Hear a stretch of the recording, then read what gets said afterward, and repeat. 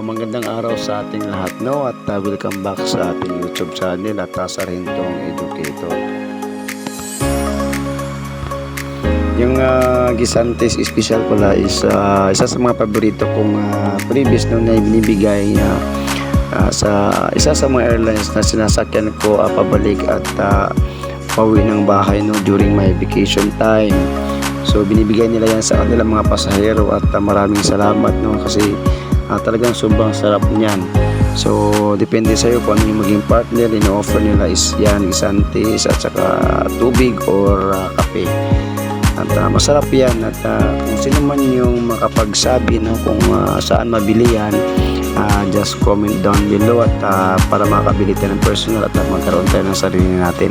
So maraming salamat sa mga pagsabi at please mag-iwan ng comment sa atin dyan sa comment section. Thank you.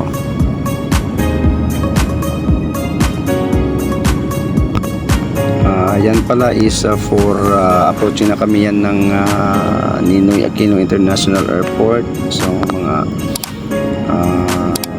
10 to 20 minutes maglalanding na kami dyan. So from Davao City to Manila, so parang saglit lang yung flight, no? Parang napakalapit lang ng Davao to Manila pagka sumasakay ka ng eroplano. So pikitan mo lang, hindi mo alam na nasa Manila ka na, nasa final destination ka na. Sa mga hindi pa nakasakay ng eroplano dahil iba takot o dahil talagang hindi pa nakapunta ng nakavisit sa ibang lugar, so yan po yung itsura, no? Kung nasa Himpapawid ka at kung palanding na kayo, so yan po yung maging itsura. So tingnan nyo lang at para nakasakay ka na rin ng aeroplano. Sa pagsakay naman ng aeroplano, so normal lang kakabahan ka kasi siyempre nasa itaas ka nga, lalo kapag magbibigyan na ng instructions yung mga flight stewardess, no? So parang hindi mo alam kung makapaglanding ba kayo ng maayos. So gano'n nakakatakot. And one of my experience na sumakay kong aeroplano is yung alog-alog sa taas, yung sasabi nila na maulap. So talagang alog-alog yung aeroplano sa mga turbulence. So normal lang yun at huwag lang kayong kabahan kasi nga yung mga pilot natin is expert naman sila at alam nila kung anong gagawin nila. So dyan pala ay nakalanding na kami dyan sa paliparan ng Ninoy Aquino International Airport, sound and safe, and thanks be to God. So mamaya ay magbibigay na yan ng safety reminders yung ating flight stewardess, no? So maraming salamat sa inyong panonood at kung bago pa lang sa ating channel ay huwag kalimutang mag-subscribe at pag-hit na rin ang notification bell para like update sa ating mga bagong video. So maraming salamat. Thanks be to God. God is good all the time and spread love. Please remain seated with your seatbelt securely fastened until the aircraft comes to complete stop and the fasten seatbelt signs are switched off. For an orderly manner of disembarkation, passenger must remain seated and await instructions for deplaning.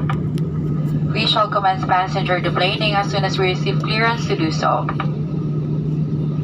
May we remind you to check areas around you for items you might leave behind. Passengers who need assistance like wheelchair, please deplane last. Our cabin crew and ground staff will be happy to assist you. Passengers shall be instructed to deplane by announcing their row numbers.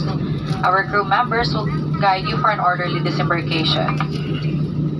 Please remain seated while waiting for your turn to disembark. We appreciate your cooperation on this safety concern.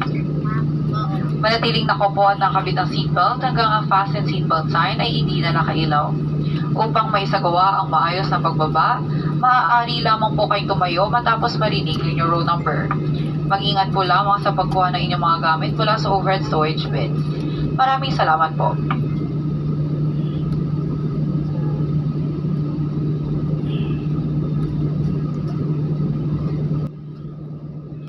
If you have onward connection on PAL flights, please proceed to the transfer desk. Passengers taking PAL flights departing from NAIA Terminal 1 may avail of our free shuttle service. Our ground personnel will be happy to assist